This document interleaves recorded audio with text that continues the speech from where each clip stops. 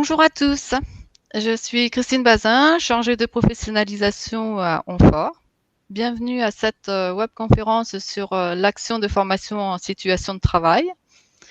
Eh bien, cette conférence fait suite à celle du 10 décembre dernier, qui portait le titre de La Feste pour qui, pourquoi. Aujourd'hui, donc, ce qui nous préoccupe, c'est de savoir si cette modalité de formation en situation de travail est adaptée à d'autres publics, et notamment aux demandeurs d'emploi, et d'identifier les conditions de mise en œuvre.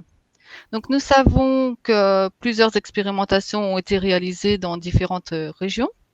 Et afin d'avoir un éclairage expert, nous avons le plaisir d'accueillir aujourd'hui Sandra Anlard, chercheure associée en sciences de l'éducation et en formation des adultes à l'Université de Nanterre et également auteure du rapport pour le Haut Commissariat aux compétences et à l'inclusion par l'emploi du cadre de référence, les actions de formation en situation de travail pour les demandeurs d'emploi.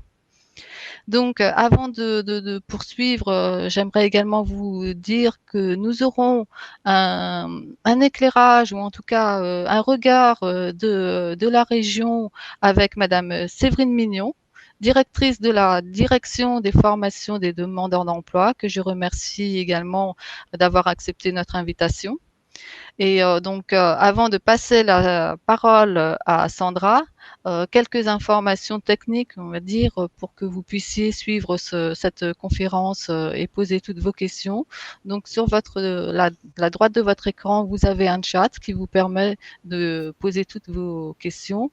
Et donc, à la fin, vous aurez la possibilité de télécharger un document, notamment le rapport de Sandra. Donc, bonjour Sandra. Merci Bonjour. beaucoup d'être avec nous. Donc, je vous laisse maintenant la parole et nous en dire un peu plus justement sur cette AFEST pour les demandeurs d'emploi. Merci Sandra. Merci beaucoup Christine. Bonjour à tous.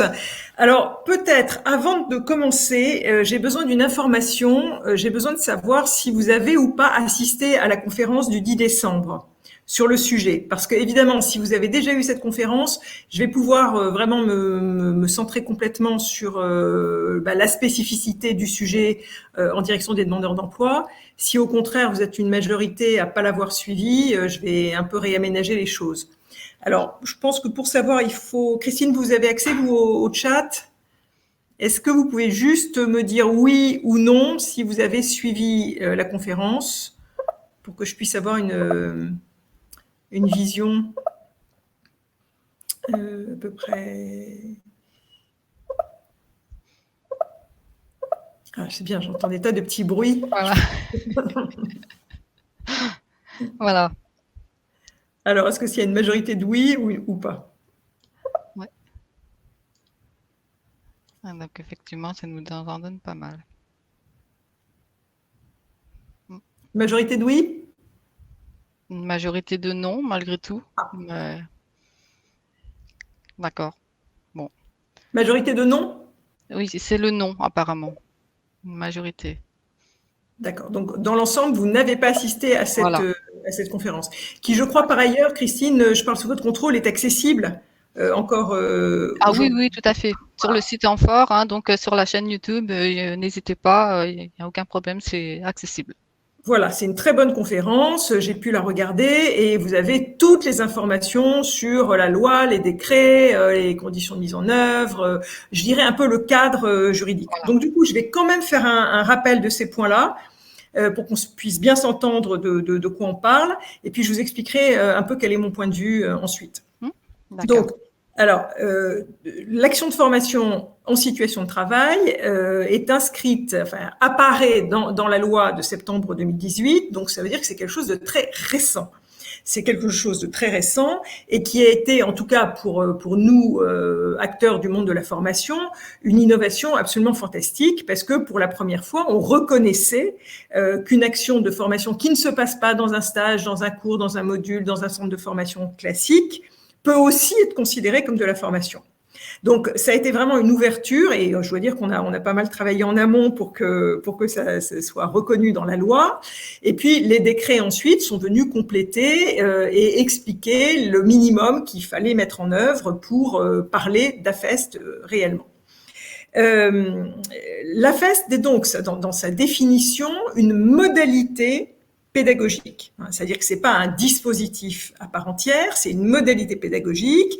Et la loi insiste d'ailleurs sur le fait que c'est une modalité qui s'inscrit dans un parcours. Donc on est vraiment, vous voyez, sur une conception de ce que c'est que la formation et apprendre, très, très novatrice au niveau juridique, et qui ouvre des tas de perspectives. C'est-à-dire qu'on n'est plus en train de dire la formation, c'est forcément des heures dans un stage ou c'est forcément un module bien ciblé. C'est quelque chose qui se déroule dans un parcours et qui va utiliser toute une série d'ingrédients, de modalités. Et une de ces modalités, c'est l'action de formation en situation de travail.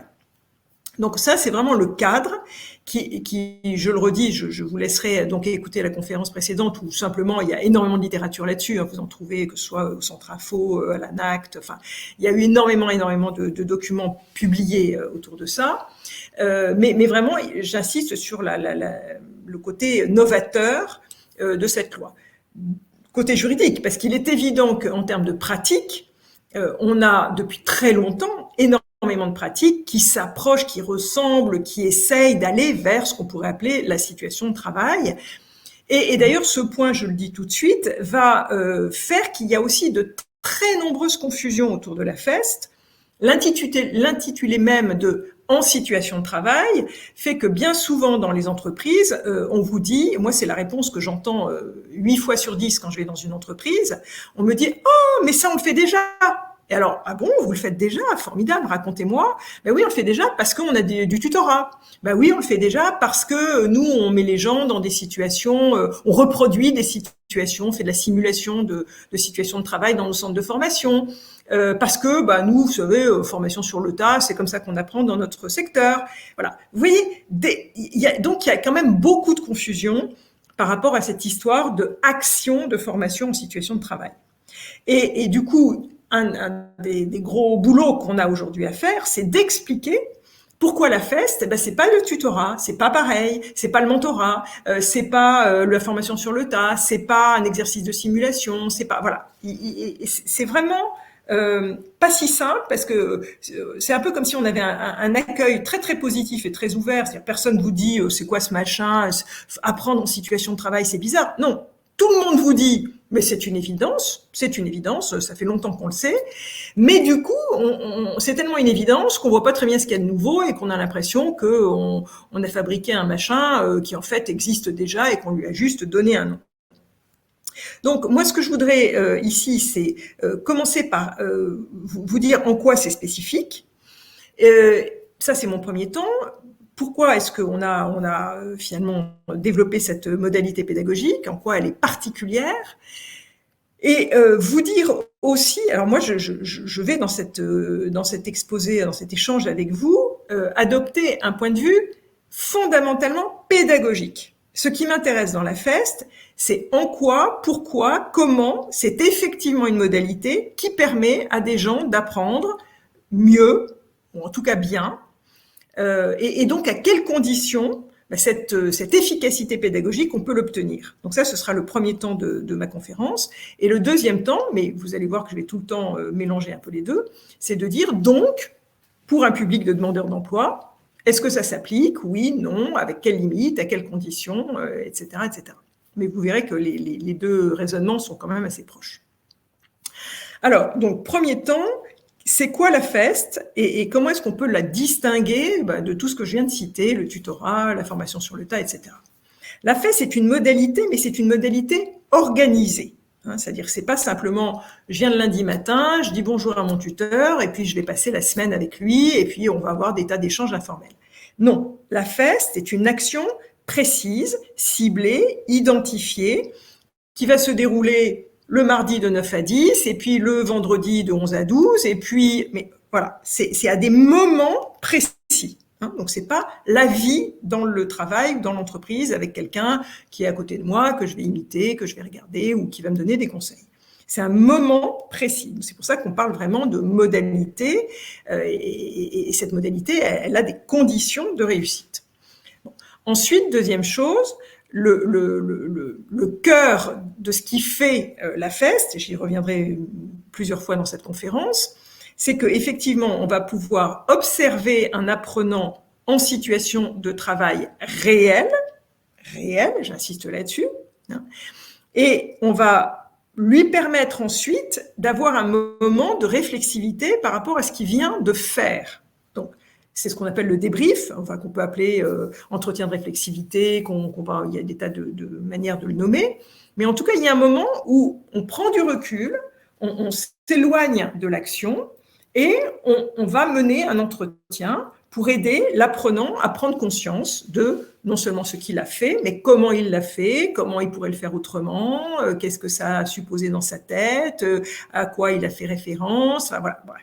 Tout cet entretien de réflexivité sur lequel je reviendrai. Ça, c'est le cœur, le noyau de la FEST, c'est en situation de travail, je suis un apprenant observé et je vais ensuite pouvoir débriefer de ce que je viens de faire dans l'activité réelle. En amont et en aval, il va y avoir de l'évaluation. Une évaluation avec en plus une auto-évaluation en amont, c'est-à-dire que mon hiérarchique va dire sur tel sujet, sur telle compétence, l'apprenant, monsieur X ou madame Y, doit se développer là-dessus, et l'apprenant lui-même va dire sur la compétence X, Y, Z, effectivement, je souhaite, je veux, je pense qu'il faut que je me développe. Ça, c'est l'amont. Et donc, ça veut dire qu'on sait ce qu'on doit observer. On ne part pas tous azimuts en disant tiens, mets-toi en situation et puis je vais t'observer, puis je verrai bien ce que j'ai à te dire ou ce qu'on va débriefer. On sait ce qu'on va regarder, on sait ce qu'on va observer, on sait ce qu'on veut développer. Et puis, en aval, une fois qu'on est d'accord pour dire finalement, cette compétence, je l'ai fait grandir, je l'ai développée, et je considère que c'est bon, c'est acquis, alors il y aura une évaluation, et là évidemment du hiérarchique uniquement, qui va constater que effectivement cette compétence a pu être développée. Donc vous voyez, c'est assez carré, auto-évaluation, évaluation en amont, situation professionnelle réelle, observée, débriefée, évaluation à la fin. Voilà, ça c'est vraiment le schéma. Qu'est-ce que ça veut dire quand je vous dis ça toujours pour essayer de comprendre ce que c'est que la FEST? Ça veut dire plusieurs choses. Ça veut dire d'abord que je sais ce que je vais observer. Ça veut dire que je suis capable de me référer à des compétences qu'il faut développer. Je ne parle pas en général. Je ne dis pas, tiens, je vais apprendre le métier de plombier. Ça n'a aucun sens de travailler comme ça avec la FEST. Je vais dire, je veux me développer sur telle activité professionnelle de la plomberie, précisément celle-là. Donc ça veut dire qu'il va falloir vous référer à des référentiels, à des manières de parler des compétences, à ce qu'on pourrait appeler des objectifs pédagogiques, même si c'est pas tout à fait la même approche précisément. En tout cas, il faut qu'on se mette d'accord sur ce qu'on nomme, et il faut qu'on le nomme de manière suffisamment précise pour que ce soit ni trop large, ni trop précis. Vous pensez bien qu'on ne va pas aller observer, j'appuie sur le bouton, ça n'a aucun sens. Donc c'est pourquoi j'appuie sur le bouton, c'est à l'intérieur de quelle activité, qu'est-ce que c'est que cette activité, etc., etc. Donc on a déjà au départ, pour qu'il y ait à FEST, la nécessité de nommer ce qu'on va observer. Et puis ensuite, il y a des acteurs qui sont indispensables. L'apprenant, évidemment, le hiérarchique aussi, qui est dans la boucle, et qui est dans la boucle en amont, en aval, et qui en plus doit permettre qu'on organise cette modalité. Le hiérarchique qui doit dire, ok, d'accord, vous allez venir mardi de 9 à 11, observer monsieur Untel pour qu'il se développe. Encore faut-il que le mardi de 9 à 11, il veille à ce que effectivement l'apprenant soit bien sur cette activité. Or, vous savez bien ce qu'est la vraie vie des TPE, mais aussi des grands groupes et de toutes les entreprises, la vie du travail, c'est qu'on peut pas tout prévoir et que peut-être que mardi, ce sera pas le bon moment et que j'ai dû changer les gens et que voilà. Non, là, il y a une sorte d'engagement du hiérarchique à ce que, effectivement, on fasse ce qu'on a dit, c'est-à-dire qu'il y aura bien cet apprenant dans cette situation de travail, tel jour à telle heure, en gros. Mais ça, c'est important. Ça veut dire qu'on peut pas faire d'AFEST si le hiérarchique est pas impliqué et comprend donc ce qu'on essaye de faire. Donc ça, c'est la première personne. La deuxième personne, c'est évidemment l'apprenant, j'y reviendrai, qui lui, alors je vais y revenir parce que c'est central et c'est peut-être évidemment l'acteur le plus important. Cet apprenant-là, il doit comprendre ce qui est en train de se jouer, de se passer, et non seulement il doit le comprendre, mais moi je mets même une clause de volontariat. C'est-à-dire que je considère que si l'apprenant n'est pas non seulement comprend ce qu'on va faire, mais aussi profondément volontaire d'apprendre comme ça, c'est pas la peine d'y aller. J'y reviendrai longuement. Et puis le troisième acteur, c'est ce que moi j'appelle un accompagnateur pédagogique, qui dans la loi, malheureusement, et les décrets s'appelle un coup tuteur, formateur, et je regrette beaucoup ce vocabulaire comme ça un peu flou en fait, parce que c'est un rôle pédagogique très spécifique. L'accompagnateur pédagogique en FEST, il est vraiment là justement pour mener cet entretien de débrief. C'est ça, sa caractéristique essentielle. Il n'est pas là pour évaluer, il n'est pas là pour montrer, il n'est pas là pour corriger, il n'est pas là pour dire t'aurais dû faire ça ou t'as pas bien fait ci ou je te montre, regarde, etc. Il est vraiment au service de l'apprenant, au sens de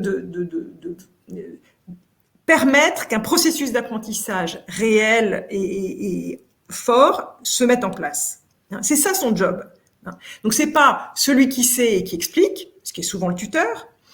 C'est pas un formateur qui est là pour apprendre telle ou telle chose. Il est vraiment là pour que le processus d'apprentissage se passe du côté de l'apprenant. Il est là pour que l'apprenant apprenne. Il est là pour que l'apprenant apprenne. Et apprenne à partir de son activité. Bon. Ces trois personnages-là, en tout cas dans le cœur d'une action de formation, on parlera après ça des externes, parce qu'il peut y avoir aussi des tas de rôles plus larges, mais qui n'interviennent pas directement dans cette séquence, au moment de cette modalité. Ces trois personnages-là sont évidemment tout à fait essentiels, et vous allez le voir, ou en tout cas dans l'échange qu'on aura, le grand sujet, c'est quand même l'accompagnateur pédagogique, parce que je pense qu'on ne peut pas être accompagnateur pédagogique sans avoir été formé, et que voilà, dans l'idéal, c'est quelqu'un qui pourrait être de l'entreprise, mais que dès qu'on est sur des TPE, voire même des PME, c'est pas du tout évident de trouver quelqu'un qu'on peut dédier à cette activité. L'activité d'accompagnateur pédagogique, vous avez bien compris, c'est quelques heures par-ci par-là et pas pendant des périodes très longues. Donc, c'est absolument pas un job à plein temps. Et du moment que l'accompagnateur est formé, ça pourrait tout à fait, potentiellement, encore une fois, être quelqu'un de l'entreprise qui connaît suffisamment le métier pour pouvoir l'observer, mais qui a été formé au débrief et qui accepte cette posture très particulière d'accompagnement pédagogique. Voilà. Alors, avec ces ingrédients-là, avec le fait, comme le dit très bien le cadre juridique, pour le coup, il y a un amont à l'amont et un aval à l'aval. Alors l'amont à l'amont, c'est quoi? C'est qu'on se lance pas dans de la feste si on n'est pas sûr que c'est faisable et que c'est pertinent, tout simplement. Donc il est nécessaire, avant de démarrer, de s'assurer que on va pouvoir le faire et que on a des situations de travail qui sont entre guillemets utilisables pour faire de la feste. Vous imaginez bien que s'il y a des situations dangereuses, s'il y a des situations où il y a des clients trop directement impliqués, ou des situations dans lesquelles on prend trop de risques en faisant de la feste, on n'en fera pas, on fera autre chose, on formera les gens autrement. Donc il y a toujours en amont de l'action elle-même à vérifier que, un, c'est faisable, c'est pertinent, c'est la bonne solution, et que deux, on va pouvoir aménager la situation de telle manière qu'elle soit apprenante. Si, je sais pas, si ça va trop vite, si c'est trop dangereux, s'il y a trop de pression, c'est peut-être, il va falloir penser la situation autrement et lui donner des contours qui permettent justement qu'on réussisse à en faire une situation d'apprentissage. Et puis en aval, on a besoin de tracer un certain nombre de choses, on a besoin d'avoir des documents pour pouvoir dire j'ai fait de la feste. Alors on ne rentrera pas dans le détail de ce qui s'est dit, évidemment, le débrief qui reste confidentiel, mais on a besoin d'avoir des éléments qui tracent de quoi on a traité, comment ça s'est passé, à quelle date, avec quelle personne, etc., etc. Bon, ça, c'est un peu les deux aspects. Moi, je vais pas rentrer aujourd'hui là-dedans. Je vous renvoie donc à la conférence précédente où tout ça est très, très bien expliqué. Alors, maintenant, je voudrais partager avec vous pourquoi ça marche quand ça marche, quand c'est bien fait. Et du coup, ensuite, les caractéristiques pour moi, les conditions de réussite de la FEST. Je voudrais d'abord vous dire pourquoi. D'abord, pourquoi. Enfin, moi, ça fait plus de 15 ans que je travaille sur cette modalité en essayant. Alors, avant, c'était purement expérimental, hein, donc c'est vrai que j'ai pu beaucoup l'expérimenter. Et si on en est venu là, c'est quand même pas par hasard. C'est quand même toute une réflexion qu'on a menée dans le monde de la formation en se demandant comment est-ce qu'on peut au mieux former des gens, ou plutôt développer des compétences, parce que c'est plutôt ça le terme que j'ai envie d'utiliser, développer des compétences de manière plus efficace, en étant plus proche du transfert, c'est plus proche de la situation de travail. Hein, les limites qu'on voyait dans les formations traditionnelles, c'est que même si tout se passait merveilleusement bien dans un cours, un module, un stage, tout ce que vous voulez, le moment où on était pour de vrai dans la situation et où il s'agissait de transférer ce qu'on avait appris en formation, ben ce moment-là, en fait, n'était pas si garanti que ça et pouvait poser des tas de problèmes pour des raisons qui tiennent justement à ce qu'est une situation de travail, parce que la situation de travail n'est jamais exactement ce qu'on a vu en formation. Et on a un peu supposé pendant des décennies que si je savais le faire en simulation dans ma salle de cours, dans mon centre de formation, bah forcément je saurais transférer. Donc, pourquoi on a inventé ça? C'est vraiment avec cette idée de se rapprocher au maximum de la situation réelle et de situer le processus d'apprentissage au plus près de ce qu'est la réalité du travail. C'est jamais complètement vrai, parce que évidemment, quand on est observé, on n'est pas tout à fait dans la situation réelle. Mais on est quand même plus dans la situation réelle que quand on est dans une salle de cours ou dans un centre de formation, même s'il y a des simulations. Donc ça, c'est vraiment ça. On a voulu être au plus proche de l'activité réelle.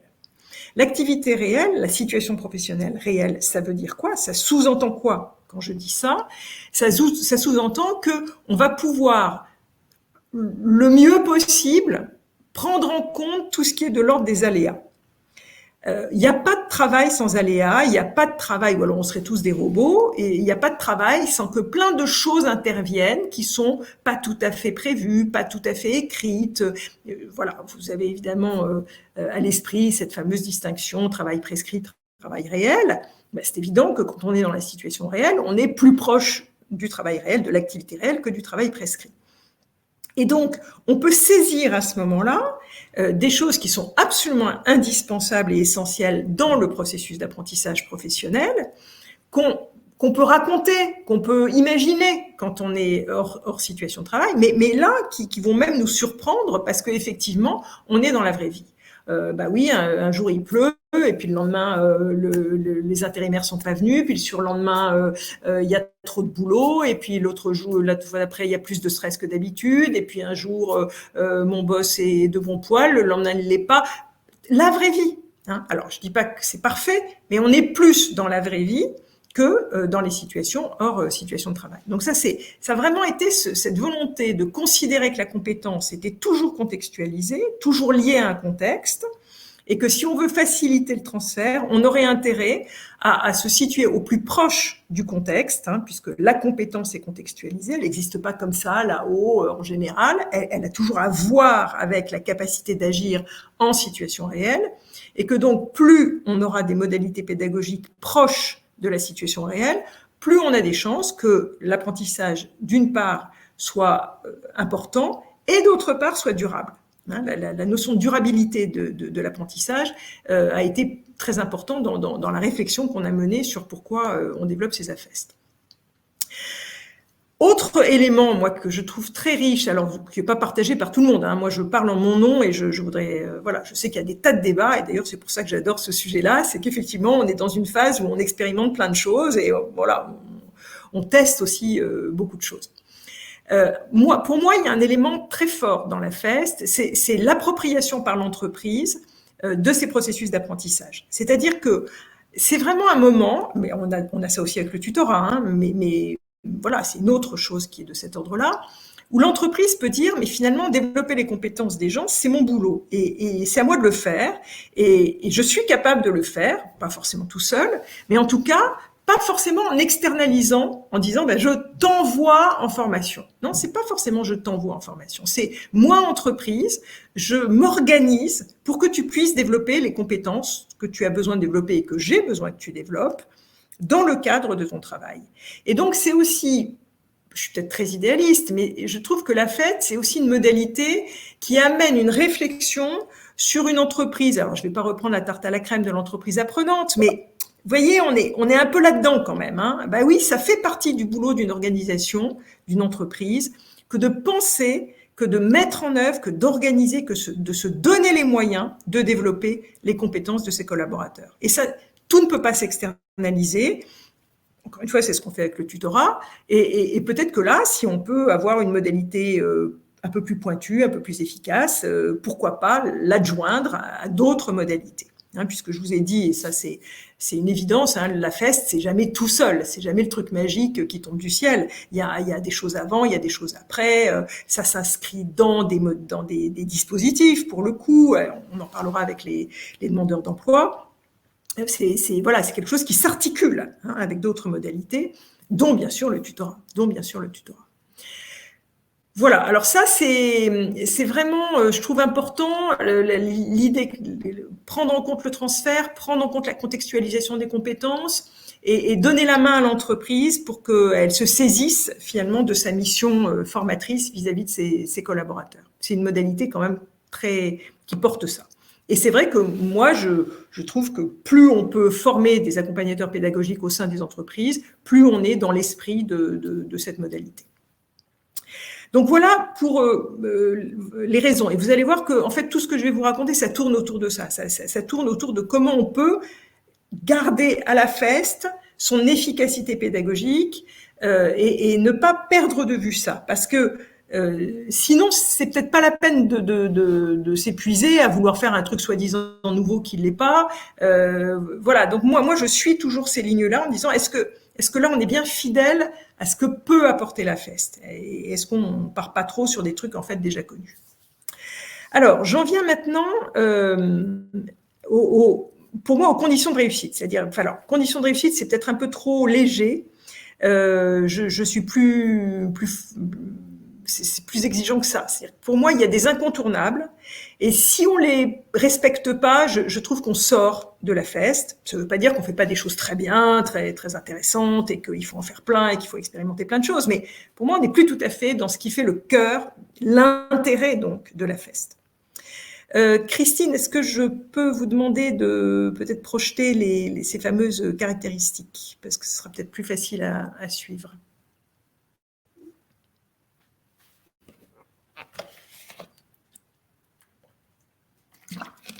Voilà. Alors, quels sont les incontournables de la feste?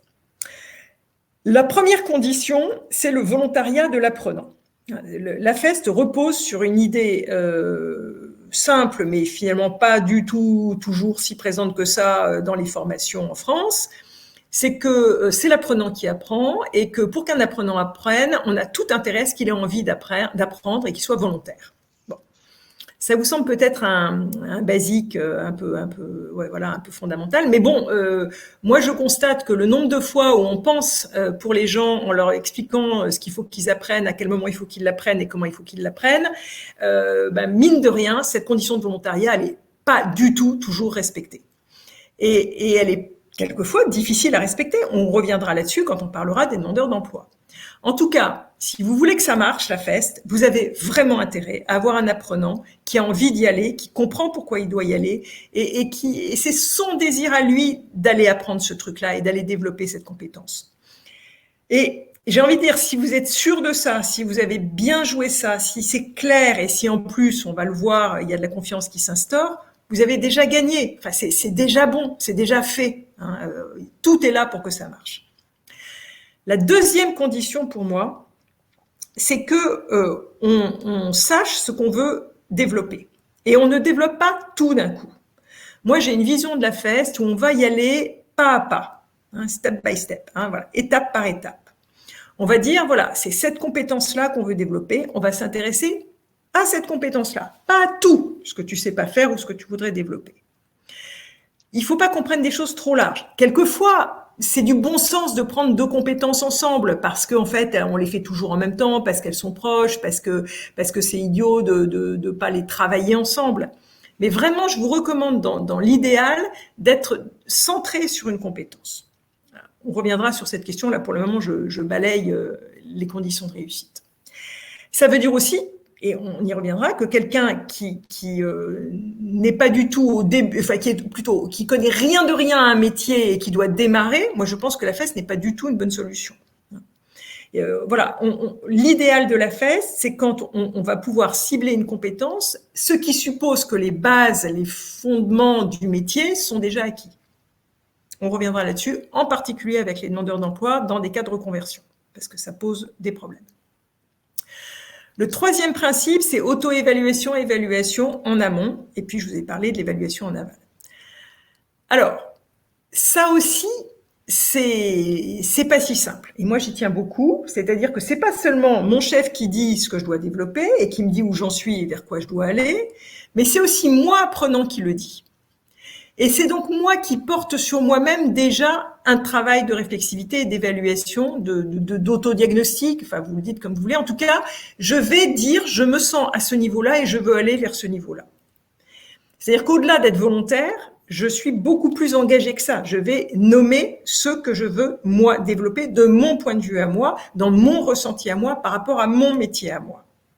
Et bien entendu, je vais confronter ça avec mon hiérarchique, et tant qu'on ne sera pas d'accord sur la compétence et le niveau et ce qu'il faut développer dans cette compétence, on n'ira pas. Là encore, vous voyez bien qu'entre le volontariat et l'auto-évaluation, vous avez déjà complètement facilité le travail d'apprentissage. Quelqu'un qui est capable de dire ce vers quoi il veut aller, ce qu'il veut apprendre, et qui est capable de le dire avec sa propre représentation du métier, c'est quelqu'un qui va apprendre 10 fois mieux et 10 fois plus facilement que quelqu'un pour qui ces choses-là sont floues. Donc ce temps en amont, qui consiste volontariat, ciblage sur une compétence, auto-évaluation, c'est vous avez fait 80% du chemin. Voilà. Après ça, je veux dire, si on s'y prend bien, ça va tout seul. Très compliqué ce principe-là. Le nombre d'entreprises où on vous explique que c'est pas aux gens de s'auto-évaluer, mais c'est le boulot du hiérarchique, que la parole de l'apprenant elle est suspecte, que forcément les gens vont raconter qu'ils sont géniaux, que etc. Bon, il y a des tas de boîtes où il faut batailler pour faire passer cette idée-là. Ça fait longtemps qu'on sait que voilà, l'auto-évaluation, on a beaucoup plus une tendance à la sous-évaluation qu'à la surévaluation. Il y a des tas d'études qui l'ont montré, il y a des tas de recherches qui montrent aussi que dans ce moment de l'auto-évaluation, il y a des choses qui se cristallisent sur justement la représentation de à quoi sert la formation. Mais culturellement, c'est pas toujours évident de dire chacun a droit à sa parole et puis tant qu'on sera pas d'accord, on n'ira pas. Et c'est d'ailleurs un des premiers boulots de l'accompagnateur pédagogique de vérifier qu'il y a bien entre l'évaluation du hiérarchique et l'auto-évaluation une vision partagée de où on en est et vers quoi on a envie d'aller. Donc c'est méthodologiquement, moi je trouve que c'est très important. Ensuite, toujours une des conditions de réussite, pour moi, c'est la mise en situation réelle. Alors, je vous ai un peu expliqué pourquoi je tiens ça, parce que je pense que dans l'activité, la prise en compte des aléas est déterminante pour parler de compétences, pour parler de tout ce qu'on appelle de l'intelligence de la situation, pour parler de ce qu'est le travail réel. C'est un point qui est en débat aujourd'hui. Moi, je vois des tas d'endroits où on fait de la feste et où on aménage la situation. Parce qu'effectivement, dans le décret, on parle d'aménagement de la situation. Et tout le sujet, c'est jusqu'où va-t-on pour aménager la situation. Il y a un moment où on l'aménage tellement que c'est pas la peine de parler d'affest. On n'est plus en situation réelle. On n'est plus en situation de travail, au sens de travail réel. Donc là aussi, il y a des débats. En même temps, j'entends bien que dans certains cas, ça peut gêner qu'il y ait une AFEST qui se déroule, ça peut poser des problèmes dans le timing, dans le rythme. Bon, mais voilà, moi, il me semble que ce qu'apporte l'AFEST, c'est justement cette prise en compte de la réalité du travail. Et donc, ça me semble très important. Ensuite, alors ça, c'est le point le plus difficile. Partout, c'est que moi, je préconise, et là aussi, vous allez voir qu'il y a des tas de débats, je préconise systématiquement que le rôle de l'accompagnateur pédagogique ne soit pas un rôle d'évaluation.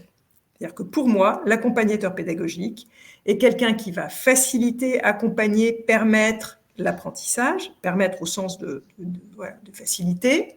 Hein. Ça n'est pas quelqu'un qui juge, ça n'est pas quelqu'un qui dit « t'as bien fait, t'as pas bien fait, t'aurais dû faire, t'aurais pas dû faire ». Et donc, ce n'est pas non plus quelqu'un qui va donner une bonne note ou une mauvaise note à la fin. Ça n'est pas quelqu'un qui va dire « c'est bon, on le recrute ». Ça n'est pas quelqu'un qui peut dire à la fin, si tu as bien fait, tu auras une prime, tu n'en auras pas, etc. etc. Moi, je pense que pour que ça marche, pour qu'on tire le maximum de la FEST, on a intérêt à avoir des rôles bien distincts entre quelqu'un qui est là, obsédé par le processus d'apprentissage, et puis tous les autres rôles dont on a absolument besoin dans l'entreprise, mais qui ne relèvent pas de cette centration sur le processus, sur l'apprentissage, sur l'apprenant. Alors, vous voyez, au-delà de l'apprenant, parce que le tuteur aussi, il est centré sur l'apprenant. Enfin, il y a des tas de gens qui sont centrés sur l'apprenant, hein, c'est pas bon. Mais l'accompagnateur pédagogique, ce qui l'intéresse, c'est qu'il y ait apprentissage. Hein, c'est que voilà, et qui donc y compris, il soit capable de comprendre que telle personne n'apprend pas pareil que telle autre, que tiens, lui, c'est plutôt au travers de ça que on va lui demander de reformuler, que c'est plutôt dans... Voilà, il a un rythme particulier. Donc, toute la dimension d'individualisation qui est extrêmement importante dans la FEST, j'aurais dû d'ailleurs en parler tout à l'heure dans les caractéristiques, hein. Vous voyez bien que la FEST, c'est quelque chose d'individualisé. Cette individualisation, c'est parce que l'accompagnateur pédagogique a ce rôle particulier qu'on peut la prendre en compte. Ça suppose aussi qu'entre l'accompagnateur pédagogique et l'apprenant s'instaure une relation de confiance. Relation de confiance, ça veut dire que, premièrement, il y a une forme de confidentialité dans la FEST. Si vous voulez que votre apprenant puisse dire de manière très simple et très spontanée « là, j'ai toujours rien compris, j'y arrive pas parce que j'y arrive pas et voilà pourquoi j'y arrive pas », il faut pas qu'il ait peur que ce propos-là soit rapporté à son chef, que ensuite on lui donne une bonne note ou une mauvaise note. Je veux dire, il faut que ça reste entre l'accompagnateur pédagogique et l'apprenant. Et donc, il y a un engagement de confidentialité qui, évidemment, est très souvent complètement anticulturel dans certaines boîtes. Moi, le nombre d'AFEST que j'ai vécu et que j'ai vu où le hiérarchique, très ouvert, puisque acceptant d'expérimenter des démarches comme ça, dit bon, alors maintenant, racontez-moi, il est bon, il est pas bon, alors qu'est-ce que vous en pensez, dites-moi, il y arrive pas, bon. C'est pas facile, hein, quand on est dans l'entreprise par ailleurs, de dire, non, vous savez bien que je vous dis rien. C'est compliqué, hein, d'être capable de tenir cette confidentialité. Hein. D'où le fait d'ailleurs que dans des trop petites structures, alors que en théorie je suis pas pour, en pratique je suis pour de temps en temps ce soit des accompagnateurs externes, hein, qui eux seront beaucoup plus capables de tenir justement cette confiance et cette confidentialité avec l'apprenant. Mais ça, croyez-moi, ça a l'air d'être tout bête et assez évident. Dans la vraie vie, c'est vraiment un point d'achoppement très très dur, très très dur. Et c'est une grande distinction par rapport au tutorat. Le tuteur, il est là pour porter un jugement sur son apprenti.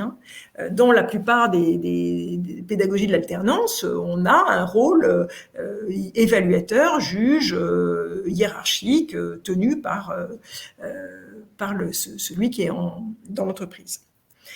Enfin, le dernier point, pour que ça marche, où là aussi il y a beaucoup de débats, c'est que pour moi, le cœur du cœur de l'histoire, d'un point de vue strictement pédagogique, c'est cette fameuse réflexivité, c'est cet entretien de débrief qui va permettre de prendre conscience de comment j'ai fait et comment j'aurais pu faire autrement. On connaît ça depuis la nuit des temps, hein, ça n'a rien d'original, on a toujours parlé de métacognition, de réflexivité, enfin toutes ces choses-là sont archi connues en pédagogie. Là, la différence, c'est qu'on les joue juste collés à l'action, collés à l'activité réelle. Donc, on limite au maximum tout ce qui va être reconstruction de la situation réelle. C'est un peu ce qu'on essayait de faire avec le sosie, enfin avec d'autres méthodes, où parce qu'on avait le film, on avait là aussi une trace extrêmement précise du réel. Il est clair que la FEST est beaucoup plus léger que ce type de modalité, parce qu'on est en situation réelle là immédiatement et que ça se passe tout de suite. Mais moi, je préconise qu'on colle au maximum la phase d'observation et la phase d'entretien de débrief, et qu'on le fasse pas le lendemain, le surlendemain, dans 3 semaines, voire dans 3 mois, et voire à distance, comme j'ai pu le voir dans certains dispositifs aujourd'hui. Je trouve que la force de la FEST, c'est je t'observe et je te fais parler de ce que tu viens de faire. Là, maintenant, tout de suite. Donc, on va pas se raconter des trucs, quoi. C'est là, c'était à ce moment-là. Ça suppose de pouvoir s'isoler après l'activité. Ça suppose de pouvoir expliquer à mes collègues pourquoi tout d'un coup je m'isole avec un accompagnateur pédagogique. Ça suppose évidemment, je l'ai dit, que mon hiérarchique joue le jeu et soit partie prenante dans l'affaire. Ça suppose que je puisse observer quelque chose qui soit observable, donc il y a des trucs qu'on ne pourra pas faire avec la FEST, sur tout ce qui est, je prends un exemple, gestion de conflit, c'est pas sûr que lundi à 5h il y a un conflit, donc peut-être que ça, c'est pas des bonnes idées pour travailler sur la FEST. Bref, c'est exigeant, c'est exigeant le fait de dire je veux pouvoir observer et avoir la réflexivité juste derrière. Ça veut dire aussi que ce sera jamais trop long. Pour moi, une séquence d'AFES, ça peut durer 1 heure tout compris, et même quelquefois une demi-heure, si je suis sur des choses beaucoup plus limitées dans le temps. Par contre, ça va se répéter. Je vais revenir observer, et je vais faire prendre conscience de comment j'ai fait la fois d'après, puis la fois d'après, puis la fois d'après. Ça dure pas 107 ans. Là, moi, les moyennes que j'ai observées, c'est entre 4 et 6 séances observation réflexivité. Et puis, ça suppose évidemment une vraie maîtrise de ce que c'est qu'un entretien de réflexivité. Et alors là, on pourra en parler tout à l'heure, mais on voit de tout. Il y a des choses, ça fait quand même pleurer. Moi, je m'inspire énormément des travaux de Vermeersch et de tout ce qui est entretien d'explicitation, qui, je trouve, sont bien documentés, où vraiment on peut se former et trouver des choses très, très sérieuses sur le sujet. Mais c'est vrai qu'un entretien de réflexivité, c'est un vrai changement de posture pour la plupart des formateurs. Et donc, il est indispensable de bien comprendre cette posture, cette autre posture. Si vous prenez des gens peu formés, après avoir posé les 2 questions qui étaient écrites dans le machin où ils répètent, ils en viennent vite à dire « oui, alors tu vois, là, t'aurais dû », il aurait pas, je t'explique, etc., etc. Donc, c'est exigeant du point de vue de la maîtrise de cette modalité, tout simplement. Donc voilà pour moi les éléments clés qui font que la FEST marche, ou en tout cas qu'elle représente quelque chose d'intéressant par rapport à d'autres modalités qui marchent aussi très bien. Il y a plein de choses qui marchent, c'est pas le sujet. Alors maintenant, est-ce que vous préférez qu'on s'arrête 10 minutes, un quart d'heure pour des questions, ou est-ce que vous voulez que je parle des demandeurs d'emploi d'abord ?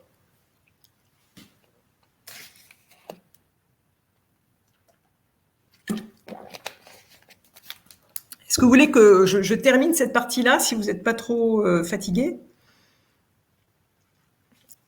On peut continuer. Oui, apparemment c'est bon, on peut continuer un peu. C'est bon, pas trop d'épuisement. Alors, dans ce cas-là, j'enchaîne sur, et puis comme ça, après ça, on aura bien le temps de discuter, j'enchaîne sur peut-être 2 points. Bon, un premier point qui va être assez vite fait, qui est du coup, quels sont les risques qu'on a, je vais les citer très vite parce que c'est l'envers de ce que je viens de vous dire. C'est que les gens ne soient pas volontaires. Vous allez voir comment ça va m'amener aux questions sur les demandeurs d'emploi. C'est que les gens ne soient pas volontaires, c'est qu'on ne sait pas très bien ce qu'on va observer, ou qu'on vise trop gros ou trop petit d'ailleurs, en tout cas qu'on n'arrive pas à être bien au clair d'un point de vue méthodologique sur ce que c'est qu'une compétence à observer. C'est le deuxième point, et que du coup, c'est qu'on respecte pas l'auto-évaluation, et que en fait, quoi que dise l'apprenant, le hiérarchique va dire que c'est lui qui sait, et que sa parole a plus de valeur que celle de l'apprenant, et que donc on cherche pas de compromis et qu'on impose finalement la vision de la hiérarchie. C'est qu'on soit pas en situation réelle, ça je crois que j'en ai parlé. C'est évidemment, là aussi, c'est le gros sujet, je vous l'ai dit, que l'accompagnateur pédagogique soit avec une double casquette, même s'il explique que pendant la FEST, il enlève sa casquette évaluation et qu'il est très très conscient du truc. C'est pas une bonne réponse parce que l'apprenant, lui, il sait bien qu'il y a une autre casquette. Hein, donc voilà. Et puis, c'est qu'il n'y ait pas eu formation à ce que c'est qu'un entretien, un débrief, ni à l'observation d'ailleurs, parce que c'est compliqué aussi d'observer. Hein. Ou qu'on ait des gens qui connaissent pas suffisamment le métier, qui du coup ne puissent pas observer, parce que du coup ils ne comprennent pas ce qui se passe. Hein. On ne peut pas faire d'AFEST si on ne comprend pas le métier qui est en train d'être appris. Hein. On est observer, c'est comprendre, c'est pas seulement passif. Hein. C'est comprendre ce qui se joue, voilà, dans telle interaction, dans telle manière de s'y prendre, etc. Donc, vous voyez que sur chacun des points, il suffit qu'on soit pas au rendez-vous. Et puis, pour moi, on n'est pas dans la feste. On est dans autre chose, mais on n'est pas dans la feste. Alors, du coup, la question qui maintenant, je pense, peut être posée sur la table, c'est est-ce que pour les demandeurs d'emploi, la feste, c'est une bonne idée? Est-ce que ça marche? Qu'est-ce que ça apporte? Qu'est-ce que ça n'apporte pas? Quelles en sont les limites? Alors, le premier sujet par rapport aux demandeurs d'emploi, et c'est pas le moindre, c'est que a priori, un demandeur d'emploi, il fait pas partie de l'entreprise.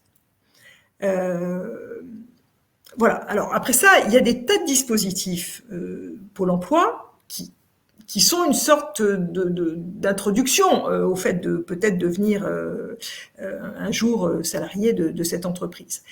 Toutes les périodes d'insertion en entreprise, les POI, les parcours particuliers, vous connaissez ça mieux que moi, il y a toute une série de dispositifs sur des temps suffisamment longs pour qu'on puisse considérer que le demandeur d'emploi est suffisamment rentré dans l'activité pour, comme un salarié, maîtriser le contexte de l'activité professionnelle.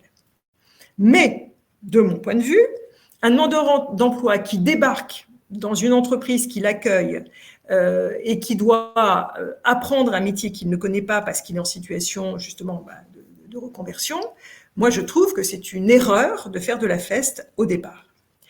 Et d'une manière générale, même si j'élargis au-delà des demandeurs d'emploi, je pense que la feste est la solution, je ne vais pas dire idéale parce que c'est excessif, mais est une excellente solution quand il s'agit de passer d'un niveau 2 à un niveau 3, voire d'un niveau 3 à un niveau 4, voire quelquefois d'un niveau 1 à un niveau 2. Mais l'idéal, c'est d'un niveau 2 à un niveau 3. Alors évidemment, personne ne sait ce que ça veut dire niveau 2, niveau 3. Mais c'est juste, si vous voulez, pour vous situer là où pour moi la feste est géniale. Je connais ce métier, je connais son environnement, je sais à quoi il sert, je comprends la culture du métier au sens large, je connais les gestes clés, vous voyez alors je connais, ça veut pas du tout dire que je sais faire, mais c'est pas une découverte, c'est bon, ok, j'ai compris. Et puis j'ai déjà commencé à agir, j'ai déjà commencé à faire, j'ai déjà commencé à me tester, à faire certaines choses, pas tout, mais une partie de l'activité. Et puis j'ai suffisamment fait tout ça pour me rendre compte que là-dessus, il faut que je progresse. Et bien là, c'est l'idéal. Hein. J'ai mon socle, j'ai mes fondamentaux, j'ai ma culture suffisante, je comprends de quoi il s'agit. J'ai déjà pratiqué, mais là-dessus, il faut vraiment que je m'améliore. Et bien là, la feste, c'est génial. Et le problème avec les demandeurs d'emploi, surtout en situation de reconversion, c'est que ce temps-là, c'est ce temps d'acculturation et de maîtrise des socles, des fondamentaux, des basiques, enfin, vous l'appelez comme vous voulez, souvent, il n'est pas fait, il n'est pas là. Donc, on a un sujet déjà pour dire à quel moment il faut faire de la feste et à quel moment il ne faut pas en faire. Et ça renforce encore plus ce que je vous disais au début, la fête, c'est à l'intérieur d'un parcours qu'il faut la penser. Hein. C'est à l'intérieur d'un parcours. Il y a toute une série d'apprentissages qui continueront à être beaucoup plus efficaces dans une salle de classe. Parce qu'on a le temps de poser des questions X1, parce que c'est un peu théorique, parce que c'est des connaissances, parce que pour plein de raisons. Donc surtout, ne soyons pas ayatollahs. Vraiment, il y a des choses qui relèvent de modalités de formation classiques que vous connaissez par cœur, etc. Donc votre boulot, enfin notre boulot à nous tous, acteurs de la formation, c'est de situer à quel endroit le demandeur d'emploi il va pouvoir bénéficier de la feste, parce que là, il va y avoir un effet d'accélération absolument génial.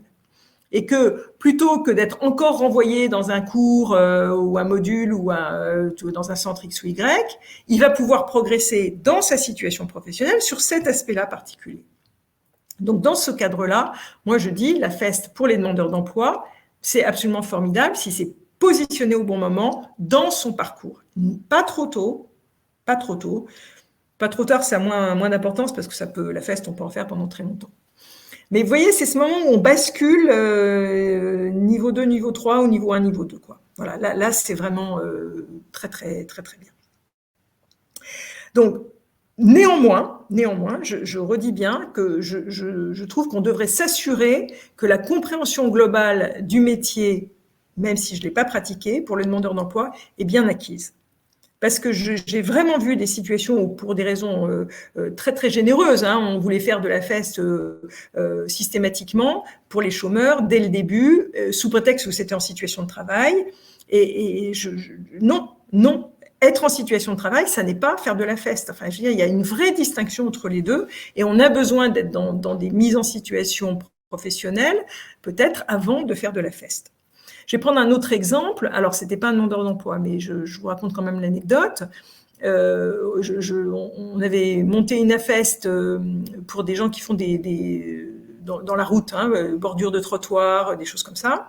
Et dans la feste, en interrogeant l'opérateur ouvrier, donc dans le bâtiment, à un moment, il a osé dire ce qu'il n'avait pas dit à son accompagnateur pédagogique. En fait, je sais pas lire un plan.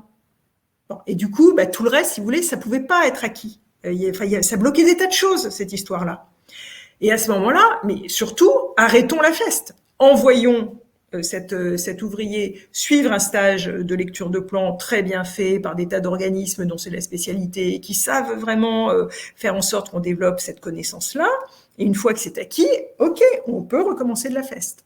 Mais vous voyez, ça aurait été absurde de forcer à dire on va faire 3 FS de plus pour que tu comprennes ce que c'est qu'un plan. Non, lecture d'un plan, il faut d'abord apprendre certains trucs, puis on y revient après dans la pratique. Mais voilà. Donc ça, c'est la première chose qu'il faut qu'on prenne en compte. C'est vraiment comment, à quel moment on positionne, j'ai envie de dire, le moment de la feste par rapport aux demandeurs d'emploi. Vous avez bien compris que le but de la feste, c'est de développer des compétences. Développer des compétences, c'est pas former à un métier. C'est pas la même chose. Bon. Le deuxième sujet, c'est est-ce que, alors je ne les prends pas forcément dans l'ordre. Le deuxième sujet, c'est cette histoire de réflexivité. Est-ce que la réflexivité, ça marche avec tout le monde ? Est-ce qu'un demandeur d'emploi fragilisé qui sort d'une période, un demandeur d'emploi longue durée par exemple, qui sort d'une période longue où il faut d'abord qu'il se reconstruise, qu'il prenne confiance en lui, qu'il se remette dans une dynamique personnelle, dans une posture personnelle, est-ce qu'il peut apprendre ? Déjà, on pourrait poser la question et comment ? Et deuxièmement, est-ce que le fait de se retrouver en face de quelqu'un qui lui dit « Alors, raconte-moi, qu'est-ce qui s'est passé pour toi ? Qu'est-ce que t'en penses ? Décris-moi ce qui s'est passé dans ta tête. Ouh là là, c'est peut-être quand même un peu compliqué, ou voire un peu rébarbatif, ou voire un peu… ça peut faire peur. Enfin, je veux dire, la réflexivité, tout le monde n'est pas dans la réflexivité.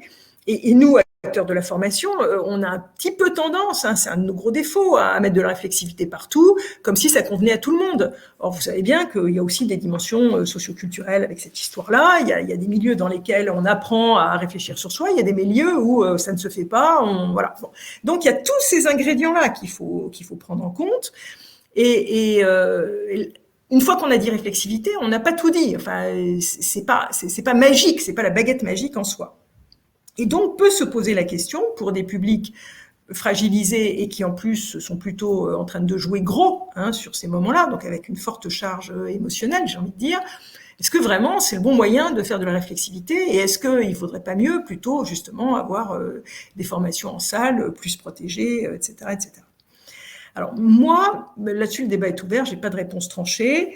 Ce que je pense, c'est que si on s'y prend bien et si on est attentif à pas plaquer la méthode, alors je reprends Vermersch, il s'agit, en aucun cas il faudrait plaquer l'entretien d'explicitation de manière. Mais si on individualise ça et si on prend en compte la spécificité du demandeur d'emploi, moi je trouve que ça marche quand même de manière très très générale, et que Parce que justement, on parle du travail, on parle de ce que tu viens de faire. Hein. C'est pas de la réflexivité sur des grands trucs. C'est très très concret, et que cet aspect extrêmement concret, en fait, peut être tout à fait rassurant. Mais c'est pas toujours évident. J'ai travaillé là pendant 2 ans dans le BTP. Il y a des problèmes de langue, de maîtrise de la langue française. Enfin, en tout cas, c'est pas forcément la même langue entre l'accompagnateur et l'ouvrier. Voilà. Donc, à chaque fois qu'il y a un truc qui bloque, mais surtout, laissons tomber. Hein. Ne faisons pas à tout prix de l'acharnement à Fest. Quand on voit bien que les conditions minimum d'acceptabilité, de compréhension, d'expression, d'aisance dans le fait de raconter ce qu'on vient de faire ne sont pas au rendez-vous. Hein. Dans ce cas-là, au contraire, ça devient un truc absolument horrible où, à la limite, l'apprenant ne comprend pas pourquoi on lui dit pas tout de suite comment il faut faire et qu'on l'aide pas à trouver la bonne réponse, quoi, la bonne solution. Donc ça, c'est un deuxième point sur lequel la réflexivité, c'est pas forcément pour tout le monde à n'importe quel moment, et il faut malgré tout avoir un minimum d'aisance dans l'expression orale pour que ça se passe bien. Après ça, toujours pour les demandeurs d'emploi, moi ce que j'ai constaté aussi, c'est justement cette histoire d'accompagnement externe-interne. Je pense que dans de nombreux cas, surtout quand on est dans des PME où il n'y a pas énormément de gens, en particulier dans la partie formation ou RH, ce que je vous disais, en tout cas, j'ai vu des tas d'exemples où un accompagnement externe était tout à fait possible et se passait très bien, pour autant que l'accompagnateur ait été formé à ce fameux débrief. Néanmoins, je mettrai 2 bémols. Le premier, c'est que la compréhension réelle du métier par l'accompagnateur est indispensable, et qu'en prenant des accompagnateurs externes, quelquefois, ils sont tellement sur 43 métiers dans 45 PME différentes que du coup, ils n'ont pas ce regard, enfin, ils n'ont pas cette possibilité du regard. Ça, c'est la première chose. Puis la deuxième chose, c'est le rythme. Moi, ce que je vous disais, donc je reviens là-dessus, je pense qu'une bonne AFEST qui fonctionne bien, c'est, allez, 2 fois par semaine, je vais t'observer et débriefer, ça va durer entre une demi-heure et 1 heure, et puis je reviens la semaine d'après, et puis allez, au pire, je reviens encore la semaine d'après, puis c'est bouclé, c'est terminé, on va passer à une autre compétence. Quand vous avez des accompagnateurs externes qui sont avec des territoires énormes, qui ont trop d'entreprises à suivre du côté AFEST, et qui du coup vont revenir 1 mois plus tard pour faire le débrief, ou vont revenir 2 mois plus tard pour faire la deuxième AFEST, moi je trouve qu'on perd l'efficacité pédagogique de l'AFEST. Je trouve qu'il faut pouvoir se référer à ce qui s'est passé il y a 2 jours, la semaine dernière. Il faut toucher du doigt la progression. Il faut il faut que ce soit très concret. Tiens, j'ai pas fait comme hier. Et ça marche mieux.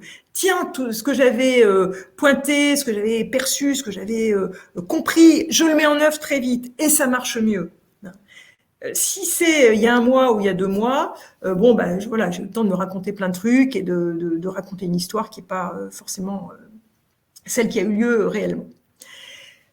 Donc voilà un autre sujet qui est l'accompagnement externe. Je pense que c'est vraiment une solution dans pas mal de cas, mais quel est le rythme qu'on peut tenir et quelle est la connaissance du métier qui permet effectivement d'être efficace pendant l'observation des briefs. Voilà, alors moyennant ces sujets, en tenant compte du fait que donc pas de marche trop haute, y aller progressivement, y aller étape par étape, compétence après compétence, veiller à ce que la connaissance de l'entreprise dans laquelle je suis, de la façon dont on fait ce métier ici, du contexte soit suffisamment établie pour qu'on puisse faire de la FEST et régler cette question de l'accompagnateur pédagogique. Moyennant ça, moi je trouve que la FEST pour les demandeurs d'emploi marche très bien et on n'a aucune raison de s'en priver du moment qu'on est capable encore une fois, de respecter ces conditions de volontariat. Vous voyez bien que ça va pas être simple quelquefois. Je suis volontaire. Qu'est-ce que ça veut dire être volontaire quand je suis chômeur et que j'ai peut-être à la clé une embauche? Évidemment que je suis volontaire à tout et n'importe quoi, sans même voilà. Donc, comment on travaille cette condition de volontariat? Comment on fait accepter qu'il y ait de l'auto-évaluation? Comment on fait tout ça pour que ce soit vraiment respecté? Voilà l'essentiel. Enfin, je dois oublier des tas de choses, mais on y reviendra dans la discussion. Je vous propose peut-être un temps d'échange, parce que là j'ai beaucoup parlé, donc vous êtes très fatigués de m'entendre. J'ai la chance que Séverine soit avec moi sur la scène pour répondre à toutes les questions auxquelles je ne saurais pas répondre. Et donc, je vous propose qu'on passe peut-être un temps de discussion, d'échange pour, si on en a besoin, aborder une dernière partie.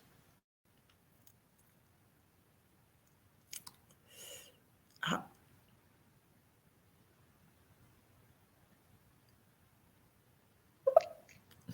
Justement, il y avait deux questions en amont de votre intervention, Sandra. C'était qu'en est-il des phases préparatoires et complémentaires affichées dans le schéma de votre rapport?